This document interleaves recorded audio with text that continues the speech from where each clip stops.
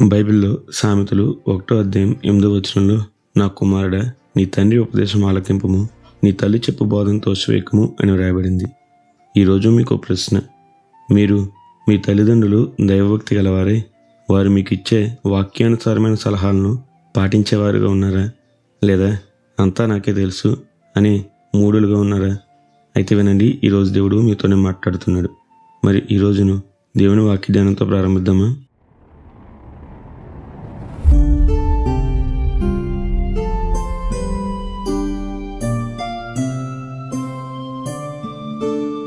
మీరు ఎప్పుడైనా ఒక 8 సంవత్సరాల బాలుడు ఒక దేశానికి రాజే 31 సంవత్సరాలు పరిపాలన చేస్తాడు అంటే నమ్మగలరా? అయితే ఒకసారి బైబిల్లో 2 దినవృత్తాంతాలు 34వ అధ్యాయం చదవండి. ఇక్కడ యోషియా అనే రాజు తన 8 సంవత్సరాల వయసులో ఏలన ఆరంభించి 31 సంవత్సరాలు యెరూషలేములో నుండి యూదావారిని పరిపాలించాడు అని వ్రాయబడింది.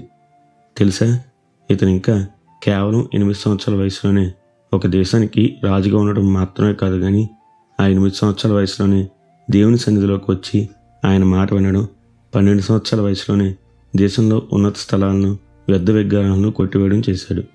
మరి ఇంత భక్తిగా ఉన్న ఇతనికి తండ్రి ఎవరో తెలుసా? ఆమోను. ఇతను ఒక చెడ్డ రాజు, దేవుని ఎదుట చెడుగా ప్రవర్తించినవాడు. అందుకే దేశజనులే అతనిపై కుట్ర చేసి అతన్ని చంపేశారు. మరి ఇలాంటి తండ్రి ఉన్నప్పుడు 8 సంవత్సరాల వయసుకే ఇంత భక్తి, దేవునిపై ఆసక్తి ఈ యోషియాకు ఎలా వచ్చింది అని ఆలోచించారా? అయితే వినండి, దీనికి కారణం ఈ యోషియా రాజు తల్లి యెదీదా.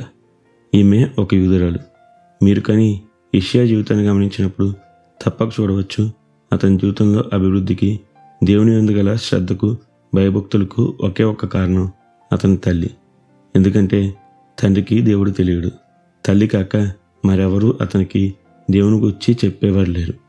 చూసారా, ఆ తల్లి నేర్పిన భక్తే 8 సంవత్సరాల వాడైనా సరే బాలుడైన యోషియా 31 సంవత్సరాలు పరిపాలించినట్లు చేసింది. జీవితంలో గొప్ప శాంతిని, అభివృద్ధిని పొందినట్లు చేసింది. మరి ఈరోజు మీరు ఒకసారి ఆలోచించండి. మీ తల్లిదండ్రులు దైవభక్తి గలవారే? వారు మీకు వాక్యానుసారంగా ఎలా నడుచుకోవాలో, దేవుని యందు ఎలా భయభక్తులు కలిగి ఉండాలో నేర్పుతుంటే వారి మాటలు వింటున్నారా? వినండి, ఆ మాటలు మీకు జీవాన్ని, ఘనతను, అభివృద్ధిని దయచేస్తాయి. అప్పుడు మీరు యోషియా వలెనే ఆశీర్వదించబడతారు. మరి మీ తల్లిదండ్రుల ఉపదేశాన్ని ఇక నుండైనా ఆలకిస్తారు కదూ. అట్టి గొప్ప ధన్యత దేవుడు మనందరికీ దయచేయనుగాక. నిత్యం ఘనత, మహిమ, ప్రభావములు యేసుక్రీస్తు నామమునకే కలుగునుగాక. ఆమెన్. హల్లెలూయా.